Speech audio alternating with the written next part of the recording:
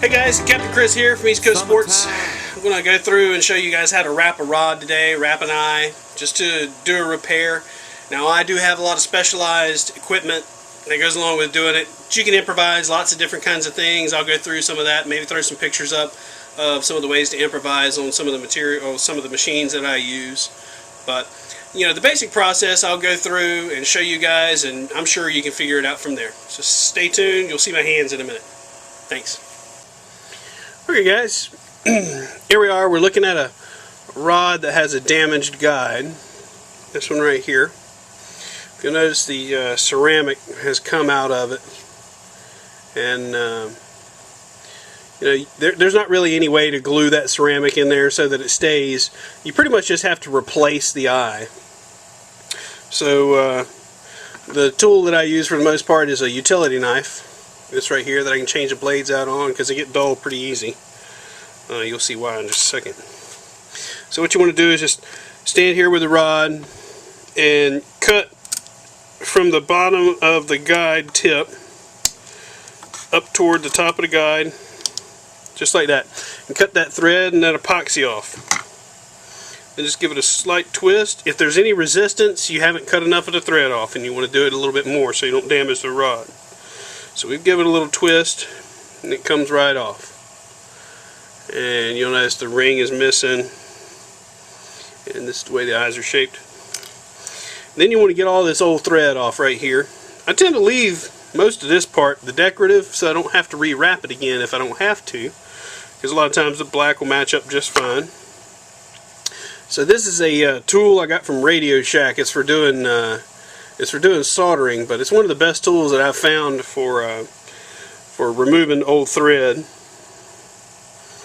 And you just kind of peel it off, and hopefully you'll get a little piece started like that right there that you can start peeling away, just pulling away like that.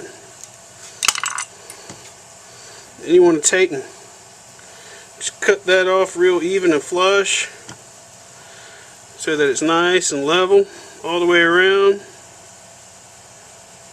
If there's any little edges or pieces of epoxy still sticking out, you want to get that off. And same thing with any epoxy left up the rod here. You're going to clean that off. Make sure that it's pretty smooth. It doesn't have to be perfect, but you want to get that pretty smooth, just like that. Then you want to find your replacement eye, and I got it right here. It's the same size ring, but it does have the ceramic in it. As you can tell, this is a brand new guide. And you know, a lot of times right here at the point of this foot, it's kind of steep for the thread to make the transition up. So you want to take and put this on a grinder and like make it a little bit thinner so that the thread will go up onto the eye a little bit easier. I'm going to do that here in just a second, and I'll come right back. Alright, so now I've ground the foot of that eye down so it's going to have a nice transition with the thread. And I've got my hot glue here. So you just heat up your hot glue a little bit with a lighter, or if you've got a alcohol lamp, that's a good way to go too. Dab you a little bit of that hot glue on that eye, just like that. And then I'll heat it up just a little bit more. Don't let it get too cold. Just stick it right onto the rod in about the position that you think you need.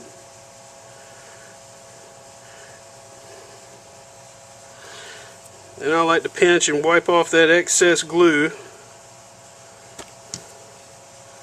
And be careful that you don't get burned. And sight down your rod. Make sure that eye is right in line with where it's supposed to be. Sight down that rod. That's where it's supposed to be, right there. So now that eye it's glued onto the rod, and that's it. Just with a little bit of hot glue. So I'm using a size D black thread here, because that's pretty much what was on the rod that I took off. And I'll show you a few things that you can use to substitute for this rig right here that I'm using. This is a flex coat machine. that I use for rod wrapping. You can buy just this part right here, fairly inexpensive. I do have an electric motor that helps turn it with the use of a foot pedal, but you don't have to have that. You can turn it by hand. So what you want to do is start your thread over on the far side, just like that. Make a couple wraps around, then start rolling your thread, and it will find its center, and then start to wrap forward of that. You want to trim that excess thread off, but save this piece of thread right here. I'll show you why. Just a minute. So I'm going to use my electric motor here to wrap on up.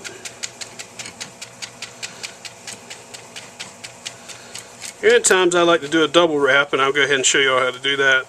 So once you get to the end, just start your thread coming back the other way and wrap back down until you've got probably 1/4 to 1/8 of an inch left before you get to the end. Then that extra piece of string that I cut off a minute ago, I'll make a loop with it, just like that, and slide it in with the loop facing toward where I'm going to finish my wrap. Then just continue wrapping till you get to the end. Cut your thread off. Make sure you keep it tight. And I'll put my finger right there to keep it from getting loose. Kind of like when you had your friend hold the bow on your shoe when you were a kid, so you can get it tight. And slide that into that thread right through that loop that you made with that extra piece. Pull it down and hold it. Keep your thread tight. Now grab your two ends here and pull. And that pulls the end of that thread underneath them last 10 or 12 wraps that you made. And snug it good. Get you a good sharp blade and trim it off real close. Then I like to hit it with a little bit of a light, just like that, and it'll singe the end of that thread and make it real nice and flush. And that's how you wrap a rod. I'll show you how you finish it in just a minute. I'll get the epoxy mixed up and we'll come right back. Alright, thanks. Alright guys, here we are. I got my rod on the dryer, and if you'll notice it keeps it rotating. This is so the epoxy will stay even. And I got a little bit of 5-minute epoxy mixed up here. I will show you with 5-minute epoxy just because it's a lot easier for the home person to use it. If you don't have one of these rotating machines, you can have a friend sit there and turn it for you. But 5-minute epoxy, it's pretty good stuff.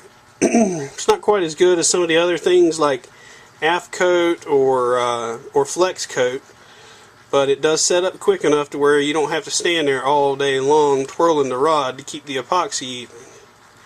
It's like 5-minute epoxy is like 5-minute epoxy. It sets up in about 5 minutes. Now the biggest problem with 5-minute epoxy is a lot of times you'll still have bubbles in your finish, but you can take a lighter and hit that just a little bit like that, and most of those bubbles will come out.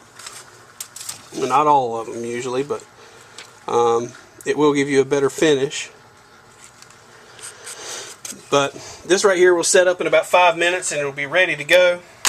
And if you notice, I just kind of put that epoxy on there and kept it even, and I used that stick and moved it all the way up.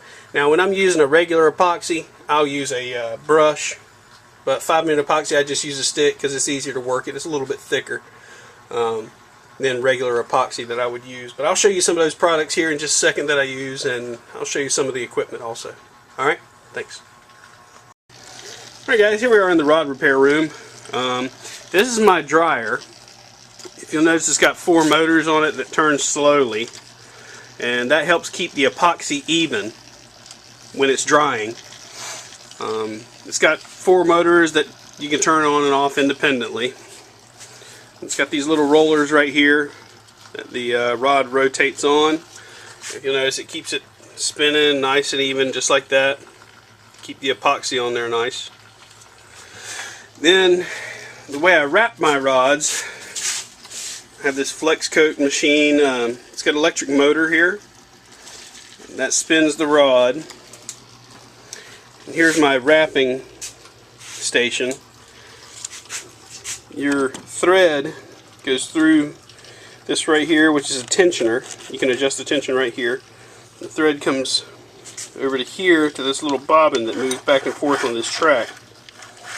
And that's how you hold the thread to wrap the rod on there, and it keeps it nice and even.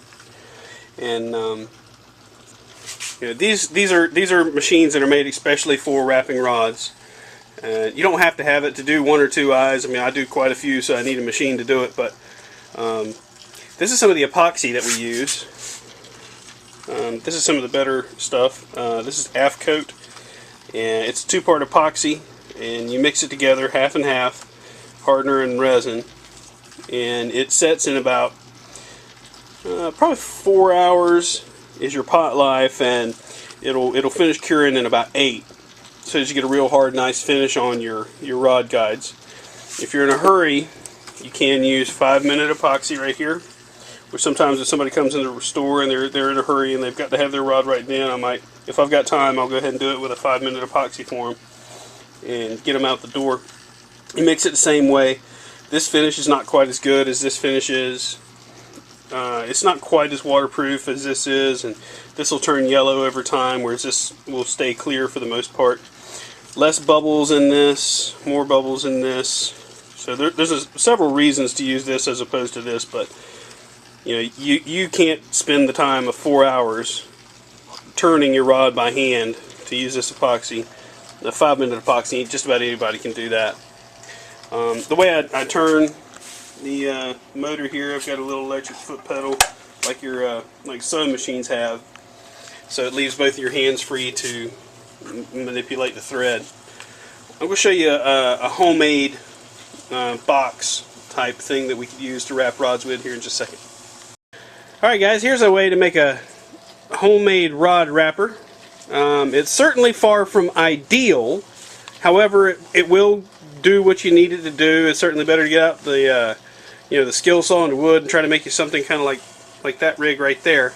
But you know, you could do this with a cardboard box. All I did was take a long rectangular cardboard box. It's like what rods come in, and I cut a little V there, cut a little V there, and cut the top off and made a sweeping thing here at the bottom so that your rod will lay in there. As for my thread and tensioner system, I've got a fly tie and bobbin and a tack, which I wrapped the string around a couple times, then brought it up and wrapped it around the rod. And you can put your eye on there and turn the rod by hand, and this will keep your thread kind of tight. It'll keep tension on it as you're doing it, so that you can wrap your eyes nice and neat. Like I said, this is far from ideal, but it will get the job done in a pinch. I wouldn't suggest doing mini rods this way, but you know, this would be a good way to just get you through in case you needed to repair an eye. And of course, it's nice to you know, do your epoxy on here. All you got is cardboard in the bottom. You just throw it away. But this is a good way to wrap an eye if you need to get it done. And you know, you can put some blocks in here in the middle if you need to do an eye further up or something like that. But all right, thanks a lot. Let the good weather hold. Let the good weather hold. Let the good weather hold. One more day.